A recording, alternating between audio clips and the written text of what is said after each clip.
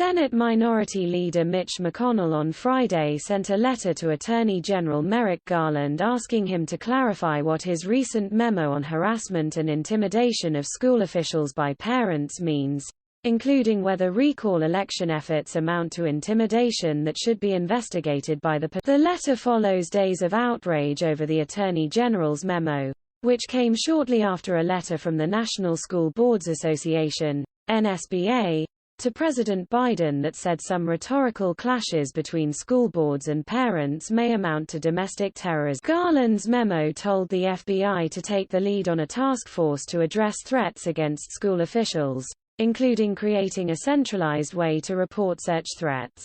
OU directed federal law enforcement to partner with state and local governments to address threats of violence, and other forms of intimidation and harassment, of school administrators, board members, teachers and staff, in public schools. McConnell, R.K. wrote of Garland's memo. The memorandum purports to respond to a disturbing spike in threats and harassment against these officials, although it's silent as to the supposed perpetrators or any actual McConnell added, "Your memorandum's ominous rhetoric doesn't reflect the reality of what we have seen at school boards across the country in recent months."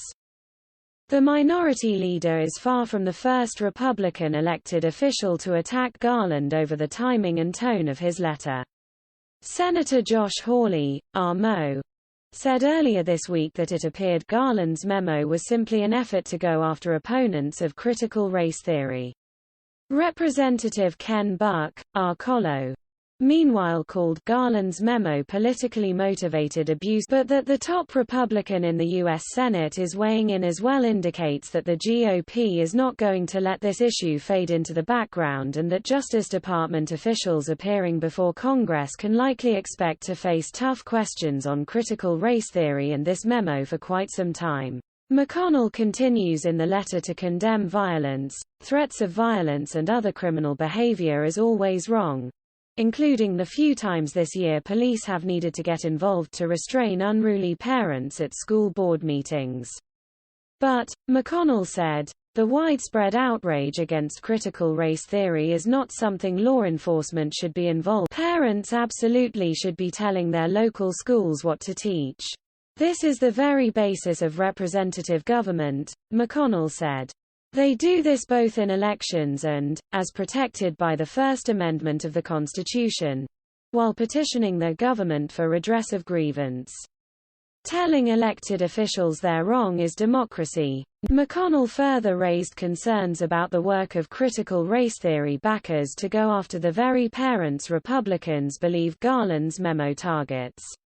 He specifically noted that one Loudoun County, Virginia, official was a member of a Facebook group that discussed hacking the websites of parents, while another was a member of a group seeking to dox concern. McConnell also asks whether Garland's office consulted with anyone from the NSBA, the group whose letter to Biden is widely believed to have been the impetus for Garland's memo.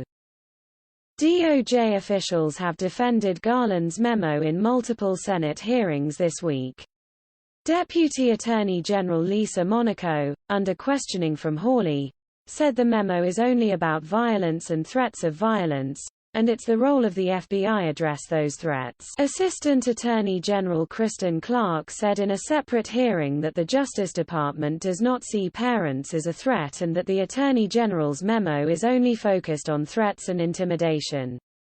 The First Amendment is a core value of our democracy, Clarke said. The Attorney General's memo deals with threats against public servants and says that threats against public servants are not only illegal, they run counter to our nation's core values. She further clarified that she does not believe parents objecting in school board meetings are domestic terrorists.